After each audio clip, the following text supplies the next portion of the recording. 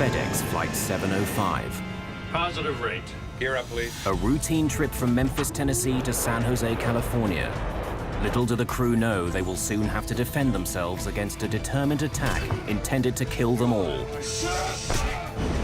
Flight 705 will never reach its destination. We've had an attempt to take over. Investigators will uncover a meticulous plan and a desperate motive. 3,000? We're not getting any oxygen. We have the terrain alarm. Even our Aeroflot 603. We are in an emergency.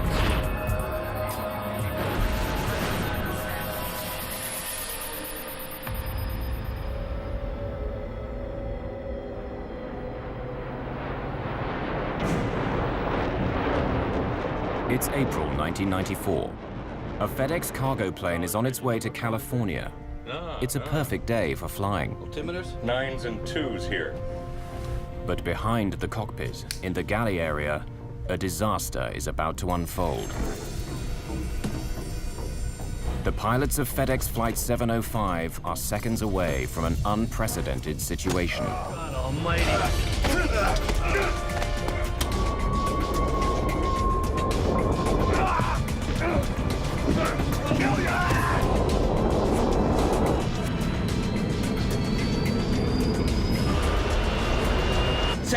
Center emergency.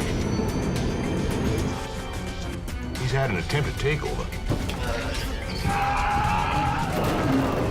We need an ambulance, and we need armed intervention.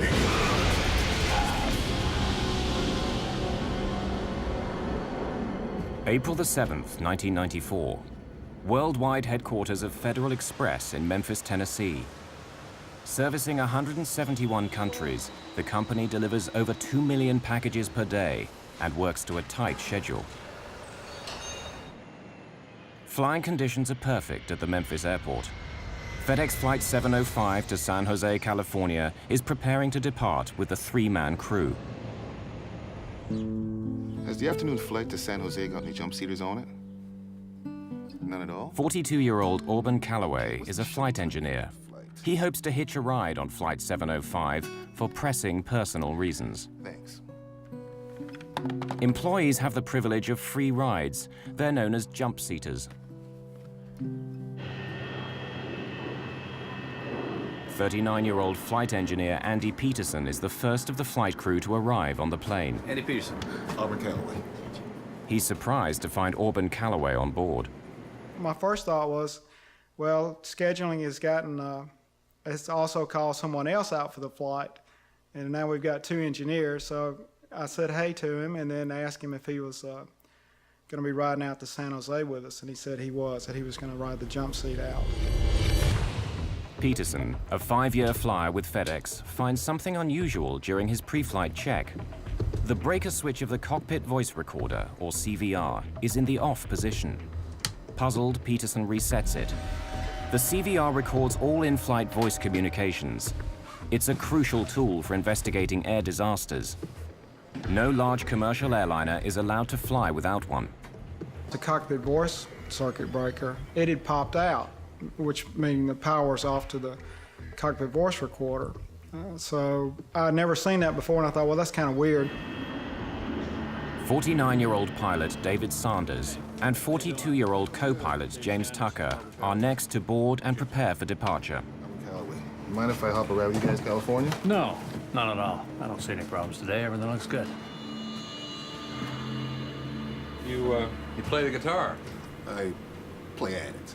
He was very cool, calm, collected, nothing indicating anything was amiss. Actually noticing there was a guitar case off to the right in front of the 9G net. But I couldn't wait to get in the cockpit and start going through cockpit checks because we had a lot to do. But something was amiss. They didn't know it, but Callaway had originally been scheduled to be the flight engineer on this flight. However, he and his crew had exceeded their flying hours by just 1 minute the previous day, so they'd been replaced. But Callaway was determined to make Flight 705 no matter what. I think she'll fly. All the nuts and bolts are in? Yeah. When I came back out on the airplane and went back up to the cockpit, I noticed that that circuit breaker had popped out again. So I reset it and decided that I would see if it would stay in instead of calling maintenance at that time, that I'd just wait and see if it popped back out, that I would call maintenance, because that is a no-go item. If the CVR is turned off, there will be no audio record of the events aboard Flight 705. The crew is flying together for the first time. Both Tucker and Sanders are ex-Navy. Sanders has been with FedEx for 20 years. James Tucker, who has a wife and 3 children at home, has been with the company for 10 years. None of the crew know Callaway or his reasons for being on this flight.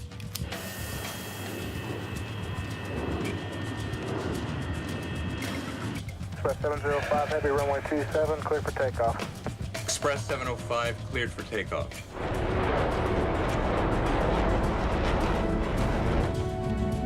Positive rate. Gear up, please. FedEx Flight 705 is airborne and westward bound. The weather to California is clear, and if all goes as planned, they'll be back home within 10 hours.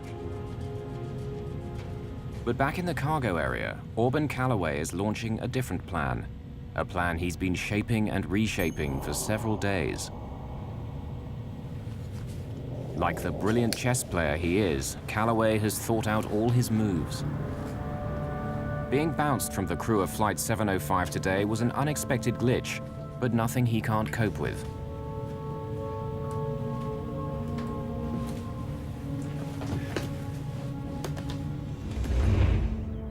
At his home that morning, Callaway already had to make a small adjustment to his plans.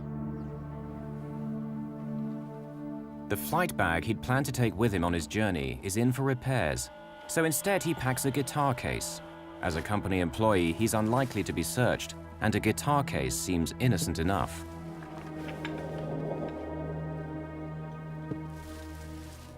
Here you have a man who made some accomplishments that no other African American had ever made. Callaway graduated from Stanford University in 1974. He became a top Navy flyer, then a commercial pilot, but his 5 years at FedEx have been as a flight engineer. He was highly intelligent, a driven person to accomplish goals, and had before him an opportunity of a tremendously positive career. He was married and had children and family, and it just seemed as though he was almost part of the true American dream, just about the American family. Before leaving for the airport, Callaway put some important documents on his bed. Among them, his last will and testament.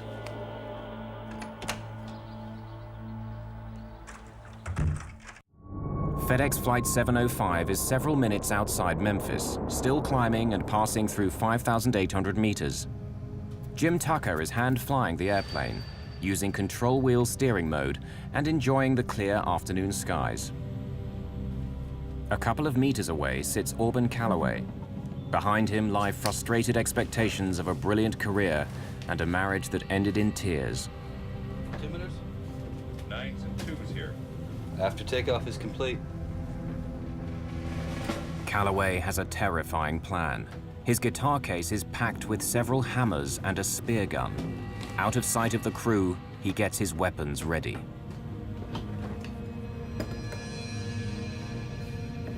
To be successful, Callaway will have to act quickly.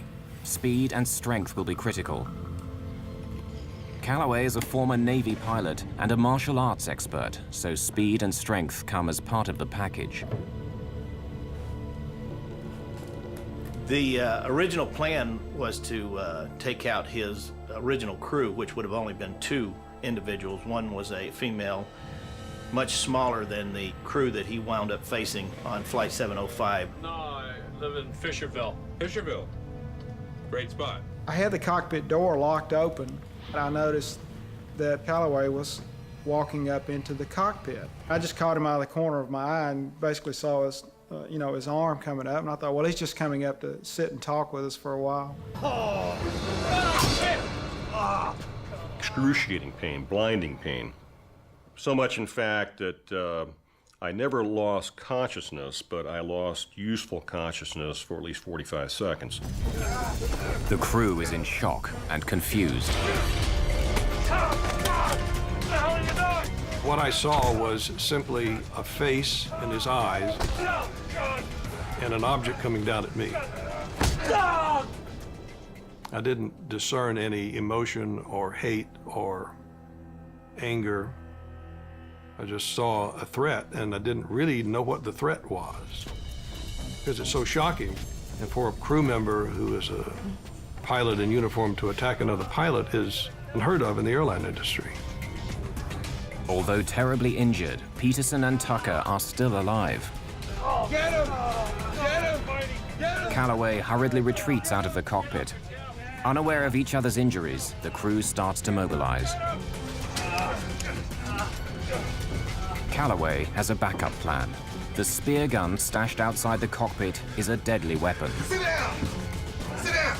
Get back to your seats! This is a real gun, and I'll kill you! There was a loud ringing in my ear, and I was a little unbalanced. But I saw this spear gun, and I thought, well, the only thing I can do is try to grab it. So I grabbed the spear. It sticks out of the spear gun about, I don't know, 4 inches or so. So I grabbed it right behind the barbs and tried to hang on to it real tight. Tucker does something that Calloway is not expecting. He pulls back the yoke and puts the plane into a sudden 15-degree climb. It throws the struggling men out of the cockpit into the galley behind.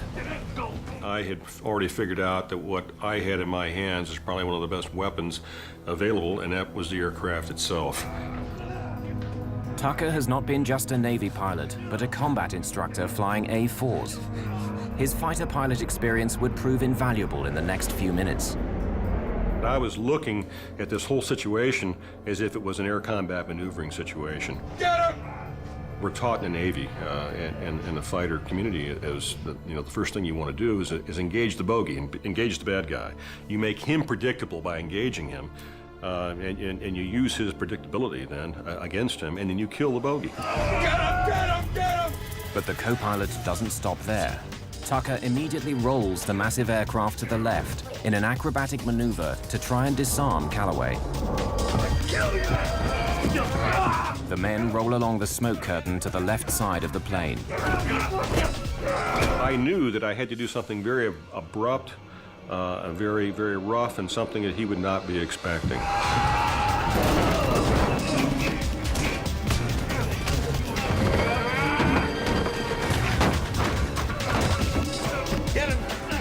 Tucker has no idea whether rolling the plane is helping Sanders and Peterson as they try to restrain Calloway. The fight continues with the men pinned to the left side of the plane. The crew members are rapidly losing blood and strength. Tucker continues to execute the roll, all the while trying to maintain a visual reference outside the captain's window. Get him, Andy, I got the airplane. So you roll the airplane over on its back and pull through completely in the vertical. But at this particular point, if I'd rolled the airplane over on its back, I wouldn't really be able to see what I was doing. This is not a bubble canopy that you have over the top. You're actually looking out. It's got expansive windows, but nonetheless, you roll this airplane over on its back, you can't really see that much of what you're doing. So I rolled it to about 140 degrees where I could still see out over the side as the airplane's nose was starting to come through. Tucker rolls the 250,000-kilogram DC-10 to 140 degrees, almost on its back. Commercial aircraft are never meant to roll more than 60 degrees. The men continue their fight on the ceiling of the aircraft. Tucker decides to pull back on the yoke and put the plane into a steep dive, a risky but cunning move.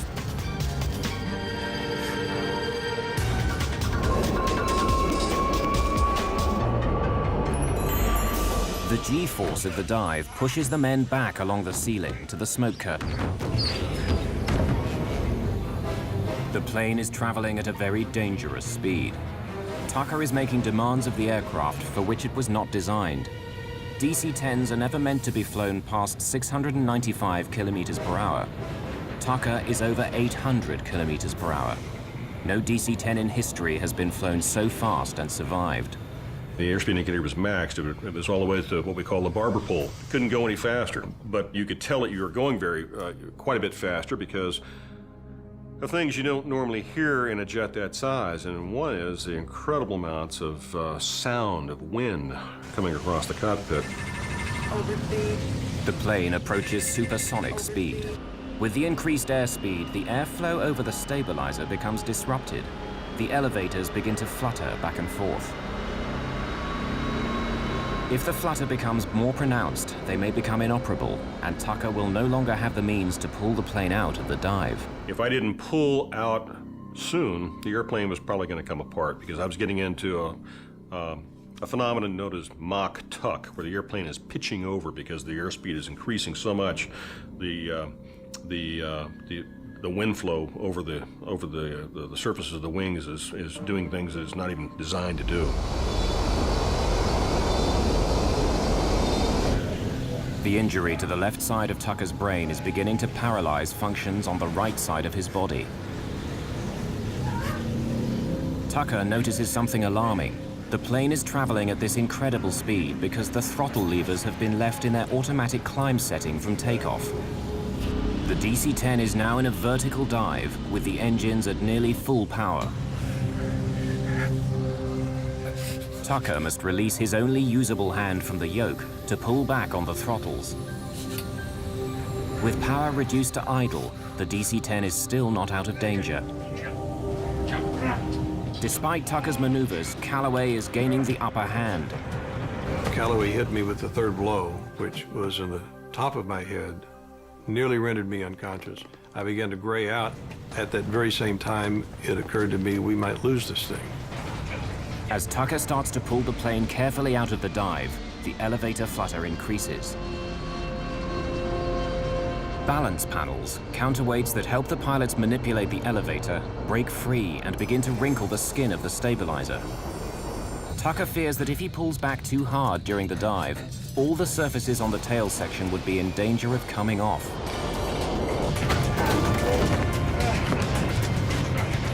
Sanders' strength is nearly spent, and Peterson's head is bleeding profusely from his ruptured temporal artery.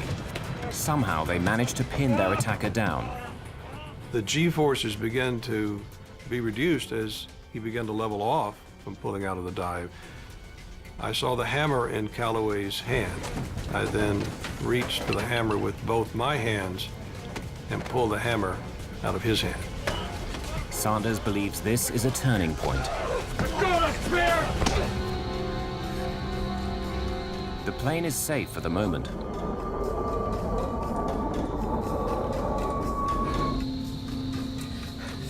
About a minute after the attack begins, Tucker finally has a chance to radio Memphis.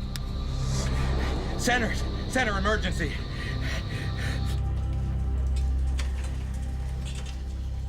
Air traffic controller Kent Fleshman and his trainee receive Tucker's emergency request. Aircraft with emergency, say again. Center. Aircraft with emergency, say again. Listen to me. It's Express 705. I've been wounded. We've had an attempted takeover and Aboard the airplane.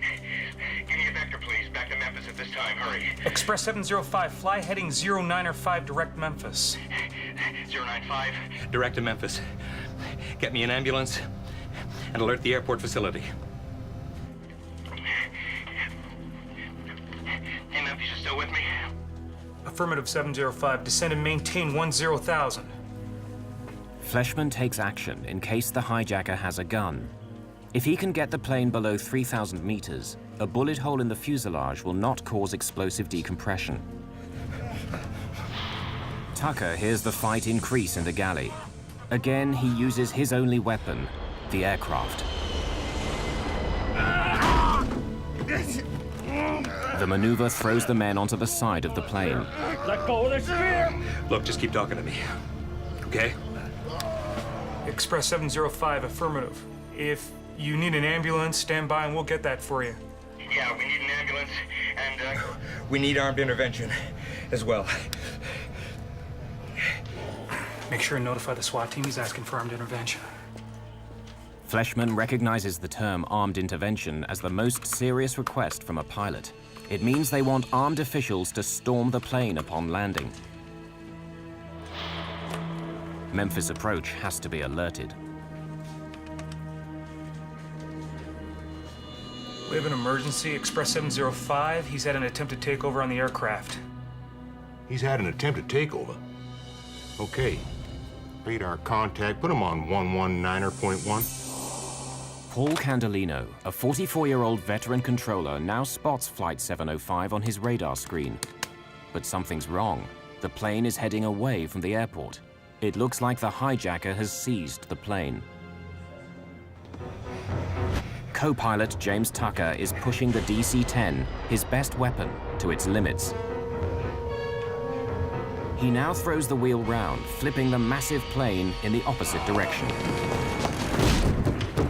Tucker, drawing on his military experience, reverses the role, keeping his maneuvers unpredictable. Here I am, all alone in the cockpit. The fight is still going on in the back. I don't know who's winning, I don't know who's losing.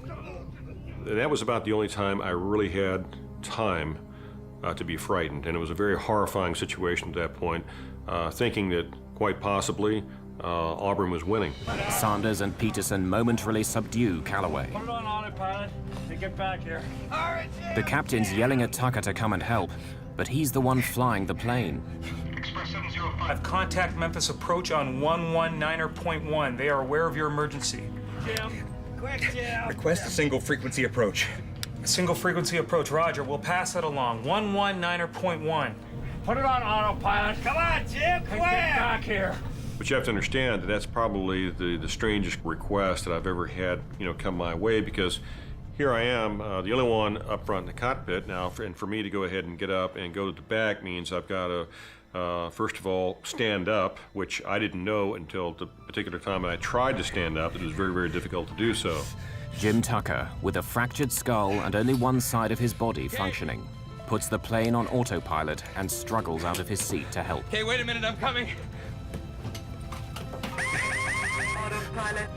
But the plane's gyros haven't stabilized sufficiently for the autopilot to take over. Okay. Now, no one's flying the plane. 705 Heavy, how do you hear? Paul Candelino tries to establish radio contact with Flight 705, but there's no response. Their radar screens show the aircraft turn to the north, then the west, finally southwest, heading away from the airport.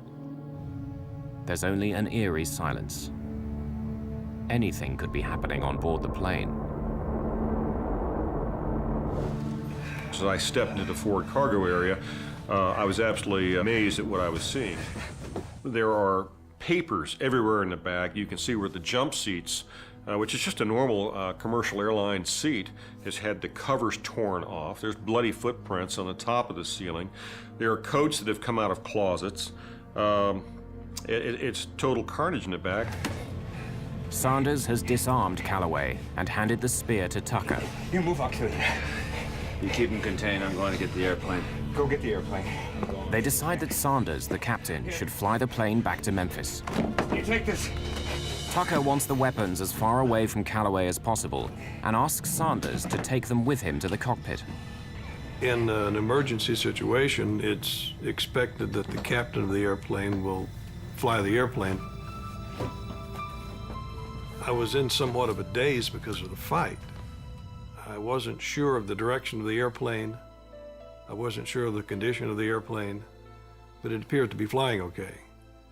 I was bleeding excessively from the top of my head. I couldn't see out of my left eye. I thought the fight was over. I mean, I had hit Callaway 4 times in the head with a 20-ounce framing hammer as hard as I could swing it. He had stopped fighting, and he was bleeding, and he looked like he was severely injured. Tucker can't tell anymore whether his hand is gripping the spear.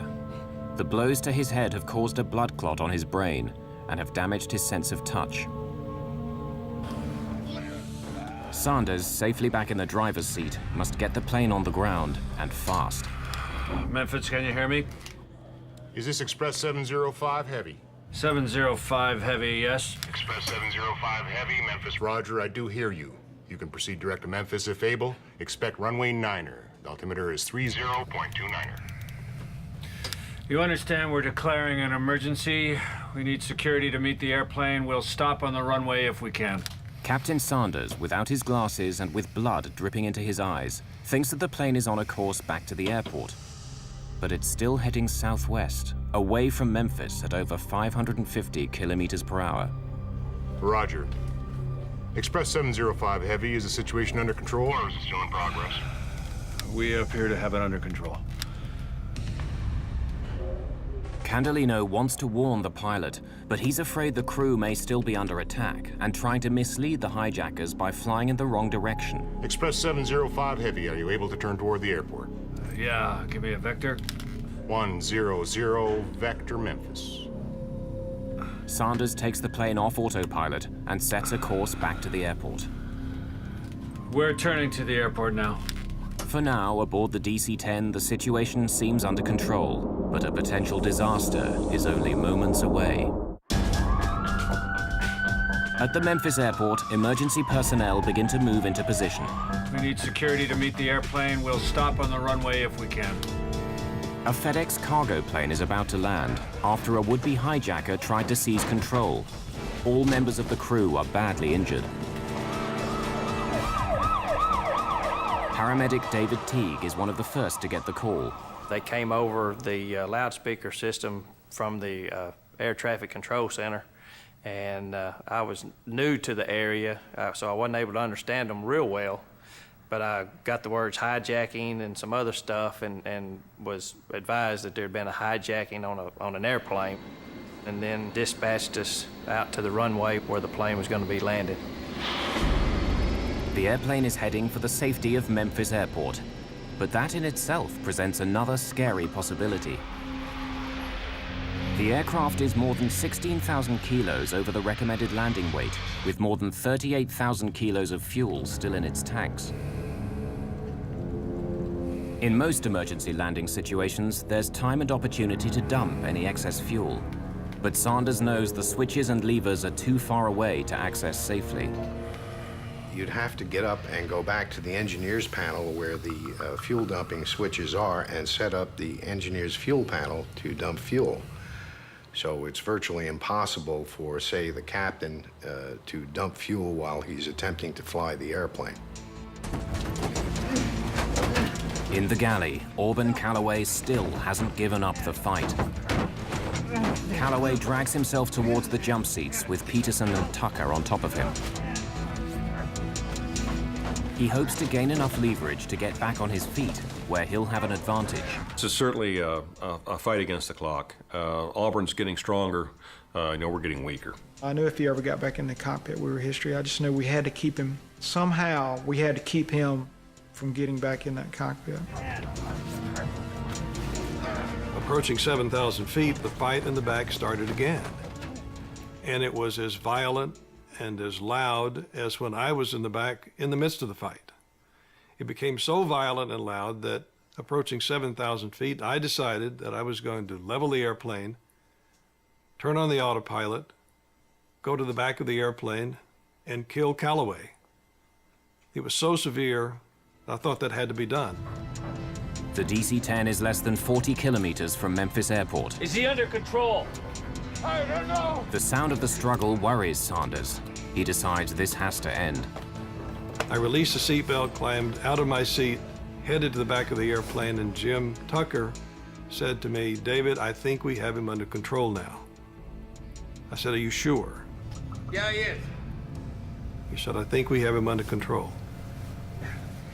I went back to the seat, climbed into the left seat of the airplane, continued the descent on down toward the airport.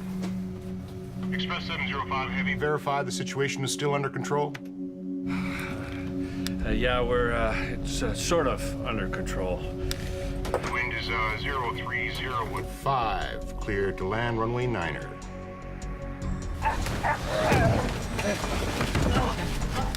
Clear to land? Now Sanders faces yet another possible disaster. The delay caused by getting out of his seat means he's way over the normal approach speed, too high and too fast. He'll not be able to slow the overweight plane quickly enough to land on runway 9er. coming around to 36 left. Runway 36 left is longer at 2,800 meters, but it's perpendicular to his flight path. To land there, he needs to make a series of turns, reasonable maneuvers for a fighter jet or a crop duster, but for an overloaded DC-10 with an injured pilot, nearly impossible. First, he must turn 90 degrees to the right, fly parallel to the runway, and then execute a tight 180-degree turn. Okay, Express 705 heavy, runway 36 left, cleared to land. Cleared visual approach 36 left. Wind is 050 at 8. Bank angle. Sanders must ignore the computer warnings and push the plane beyond normal operating limits. The plane is nearly on its side. All of a sudden, he just turned it up on his wingtips, looked like a fighter jet, and put it in a real tight turn, and then disappeared down behind the terminal. When he got down low enough, we couldn't see him. And at first, I thought he might have crashed because there was some construction going on the airport at that time, and there was some smoke coming up south of the terminal, kind of where we were going. A hammer is lying in the galley. The men struggle to reach it. This could be Calloway's last chance to gain control. Sanders has turned 90 degrees to the south, flying the downwind leg parallel to runway 36 left. The airplane was probably at about 300 feet above the ground at that time. The throttles are at idle. They've been at idle since I left 7,000 feet. That's an extremely unusual engine power setting to land a big airplane. You always land, make the approach with power on, a lot of power on. In this case, it was at idle because I wanted the airplane to slow down so that we would not exceed the limits of the landing gear and the flaps, so that we would touch down at or below 195 knots. With flaps extended and landing gear down, Sanders is still coming in too fast, and he's being bombarded by computerized auto-warning alarms. The runway is 2,800 meters long. A normal DC-10 needs only 1,900 meters to stop, but Flight 705 is too heavy. Even this runway may not be long enough.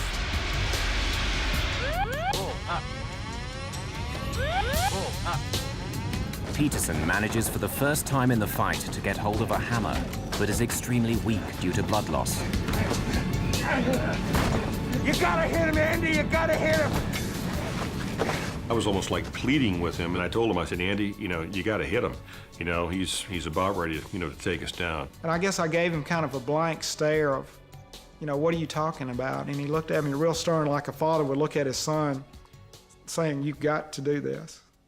And he said, hit him. The DC-10 is only meters above the runway, traveling at 382 kilometers per hour. Sanders can only hope he won't explode the tires or crash beyond the runway.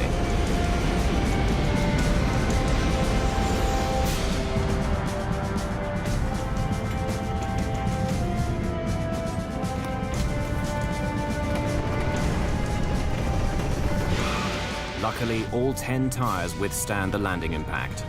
Captain David Sanders has landed the plane with only 300 meters of runway to spare. The crew of Flight 705 is safely on the ground, but not out of danger.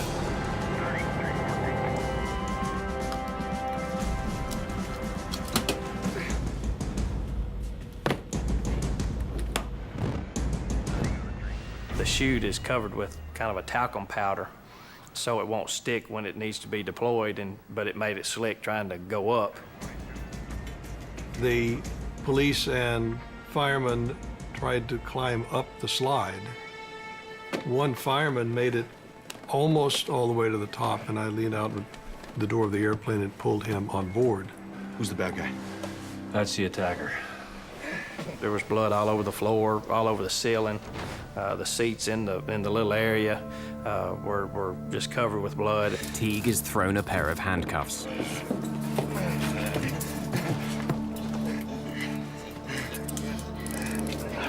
Stand here, in the middle of the chain. Ouch! Get your foot off! You're hurting me! Ow! Sanders holds Calloway down as Teague examines Peterson, who barely has a pulse and is the first crew member to leave the plane. Sanders is the last member of the crew on board. Standing in the door of the airplane, I had a sense of euphoria I've never experienced before or since. It was the sense of we had been there, and we came back and we won. The three men have weathered the attack of a co-worker, but they're badly injured. Co-pilot Jim Tucker has bone chips driven into his brain. Flight engineer Andy Peterson's life is in danger from massive blood loss. Both are in critical condition. The wounded men are rushed to the regional medical center at Memphis. The pilot, Dave Sanders, shares an ambulance with Tucker. It's only during this ride that he realizes the extent and severity of his co-pilot's injuries. Tucker is taken to emergency by stretcher. Sanders is helped, but can walk.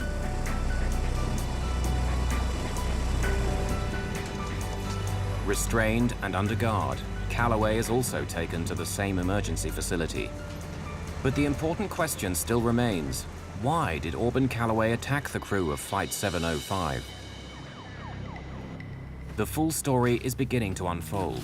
Divorced in 1990, Auburn Calloway still tries to support his ex-wife and their 2 children, and wants to secure their financial future. He was very interested in the welfare of his children, very interested that they not live the kind of childhood he had lived.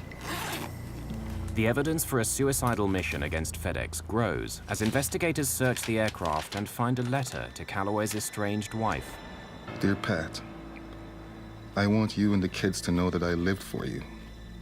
I thought of your welfare every day. Though, for example, how can I guarantee having enough money for Keela and Bernie's Stanford education? He was obsessed with his financial well-being. He was interested in his children. I tend to believe he's interested in his marriage. And I know his marriage was coming apart, or had come apart, basically, at the time of this incident. But I suspect he was also a difficult man to be married to.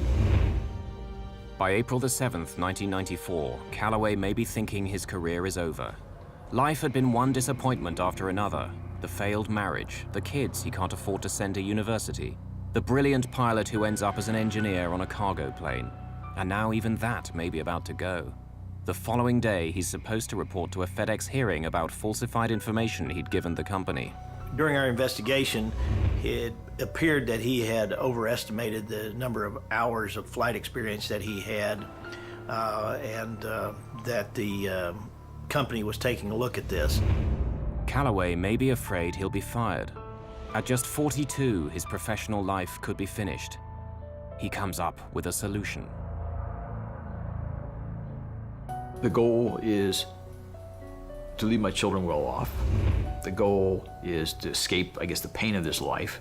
I can't continue to participate in this life and still leave them well off because I'm fixing to lose my career. And I won't have the ability to provide for them like I'd like to. But my life has value if it's given in an accident. Calloway cashes in all the funds he can lay his hands on and sends a total of $54,000 to his ex-wife. But his life insurance is worth about $2.5 million if he dies in a work-related accident. I would much rather go on a date, time, place, and a method of my own choosing. I resolved some time ago that the next time my security and future is threatened or seriously jeopardized, it's time. My time to go. Perhaps he believes his family would receive the maximum insurance payout if he crashed the plane in an apparent accident.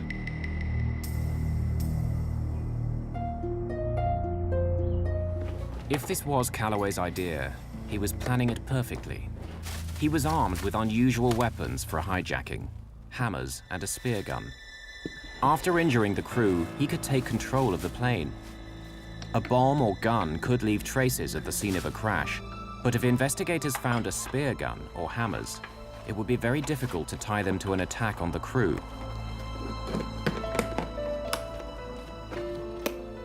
I believe it would have been impossible to tell the difference in the type of injuries that a hammer would have made with the type of injuries that you might sustain in a large crash. Auburn had spent the week leading up to this incident preparing to die and basically get his affairs in order.